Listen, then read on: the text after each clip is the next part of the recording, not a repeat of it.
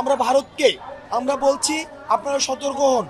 আপনারা যদি মনে করে থাকেন যে বাংলাদেশের এই যে রাষ্ট্র সংস্কারের কাজ সেটিকে ব্যাহত করার জন্য আপনারা আমাদেরকে এভাবে মানুষকে সংকটকালীন সময়ের মধ্যে পড়বেন, আপনারা চিকেন নেকের কথা ভুলে যাবেন না। আপনারা চিকেন নেকের কথা ভুলে যাবেন না।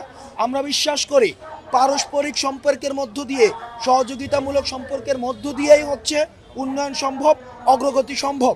কিন্তু আপনারা আমাদেরকে যেভাবে ট্রিটমেন্ট দিবেন ঠিক একইভাবে আপনারাও ট্রিটমেন্টের পাওয়ার জন্য প্রস্তুত হন। আমাদের সাবেক স্বরাষ্ট্রমন্ত্রী বলেছিলেন যে পিঠ দেখানোর সময় শেষ হয়ে গিয়েছে, এখন আমাদের বুক দেখানোর সময় এসছে। সুতরাং আমাদের এই অসম যে সম্পর্কটি ছিল সে অসম সম্পর্ক বিগত সরকার শুধুমাত্র ক্ষমতায় টিকে থাকার জন্য করেছে। আমরা সমতার যে সম্পর্কটি, এই সমতার সম্পর্কটি আমরা প্রতিষ্ঠা করতে চাই। সুতরাং ভারতের বর্তমান আমাদের সাথে যে আচরণ করবে সেই আচরণ নির্ধারণ করবে ভারতের সাথে ভবিষ্যতে আমাদের কেমন আচরণ হবে। ভারতের প্রত্যেকটি আচরণ, বর্তমানের আচরণ আমাদের ভবিষ্যতের ভারত বাংলাদেশের আচরণ নির্ধারণ করবে। সেই জায়গা থেকে আমরা ভারতকে বলতে চাই আপনারা সহযোগিতামূলক সম্পর্ক রাখুন, প্রতিবেশী সুলভ সম্পর্ক রাখুন, এবং আপনারা যদি আমাদেরকে এভাবে সংকটকালীন সময়ের মধ্যে আপনারা ইচ্ছাকৃতভাবে ঠেলে ফেলে দেন, সেটির প্রতি উত্তর বা সেটির যেই পাল্টা ব্যবস্থা সেটিও কিন্তু বাংলাদেশ গ্রহণ করবে। এবং আমি সর্বশেষ আহ্বান জানাবো আমাদের জয়েন্ট কোলাবোরেটিভ ভেঞ্চারের সর্বাধিক যে গুরুত্বপূর্ণ জায়গাটি সেটি হচ্ছে রেস্কিউ কার্যক্রমটি করা। কারণ ফেনীতে যে বন্যা পরিস্থিতি সৃষ্টি হয়েছে সেটি আমাদের পূর্ব অভিজ্ঞতা নেই, আমাদের যারা তিন বাহিনীরও রয়েছে যারা তাদেরও পূর্ব অভিজ্ঞতা নেই। সেই জায়গা থেকে আমাদের সবারই প্রয়োজন বর্তমানে রেস্কিউ কার্যক্রম করা।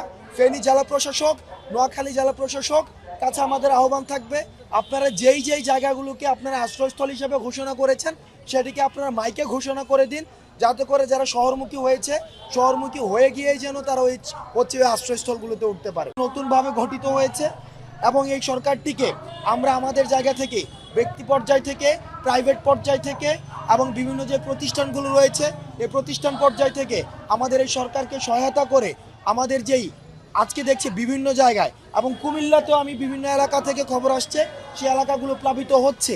আমরা চাই আমাদের পার্বত্য চট্টগ্রামে, আমরা দেখেছি সিলেটে, আমাদের ইতিমধ্যে আমাদের যে পাহাড়ি যে অঞ্চলটা রয়েছে ওই পাশের পার্বত্য চট্টগ্রাম, সিলেট, খাগড়াছড়ি ওই এলাকাগুলোও কিন্তু এখন ভালনারেবল হয়ে গিয়েছে। সুতরাং আমাদের যেই উত্তর এবং হচ্ছে যে পূর্বাঞ্চল, এই পুরো এলাকাটাই আমরা দেখছি যে এখন সংকটকালীন সময়ের মধ্যে রয়েছে। এই সংকটটি থেকে উত্তরণের জন্য আমাদের জয়েন্ট কোলাবোরেটিভ ভেঞ্চার ছাড়া একক উদ্যোগে কখনোই সম্ভব নয়। অপরদিকে আমরা ভারতকে আমরা বলছি আপনারা সতর্ক হন। আপনারা যদি মনে করে থাকেন যে বাংলাদেশের এই যে রাষ্ট্র সংস্কারের কাজ সেটিকে ব্যাহত করার জন্য আপনারা আমাদেরকে এভাবে মানুষকে সংকটকালীন সময়ের মধ্যে পড়বেন, আপনারা চিকেন নেকের কথা ভুলে যাবেন না। আপনারা চিকেন নেকের কথা ভুলে যাবেন না। আমরা বিশ্বাস করি পারস্পরিক সম্পর্কের মধ্য দিয়ে, সহযোগিতামূলক সম্পর্কের মধ্য দিয়েই হচ্ছে উন্নয়ন সম্ভব, অগ্রগতি সম্ভব। কিন্তু আপনারা আমাদেরকে যেভাবে ট্রিটমেন্ট দিবেন ঠিক একইভাবে আপনারাও ট্রিটমেন্টের পাওয়ার জন্য প্রস্তুত হন। দেখেন আমরা বিভিন্ন প্রথমত হচ্ছে সরকারি পর্যায়ে আমরা কথা বলেছি, আমরা প্রাইভেট পর্যায়েও কথা বলেছি। বিভিন্ন প্রাইভেট প্রতিষ্ঠান তারা আমাদেরকে হেলিকপ্টার দিতে রাজি হয়েছিল, কিন্তু ওইসব হেলিকপ্টার হচ্ছে চপার হেলিকপ্টার, যেগুলো হচ্ছে পরিবহন কাজে ব্যবহার করা যায়, সেগুলোতে রেস্কিউ কার্যক্রম হচ্ছে করা সম্ভব না। 2 নম্বর বিষয়টি সেটা হচ্ছে বিমান বাহিনীর তত্ত্বাবধানে যে হেলিকপ্টারগুলো রয়েছে, বৈরী আবহাওয়া এবং প্রতিকূল যে পরিবেশটি রয়েছে এবং তাদের পর্যাপ্ত যে লোকবল হঠাৎ করে সেগুলোর হচ্ছে আবার পুনর্বিন্যাসের মধ্য দিয়ে এবং অনুকূল আবহাওয়া যখন আসবে তখনই হচ্ছে তারা আবার রেস্কিউ কার্যক্রমটি আবারও হচ্ছে আমরা যেটাকে আবার শুরু করতে পারবে।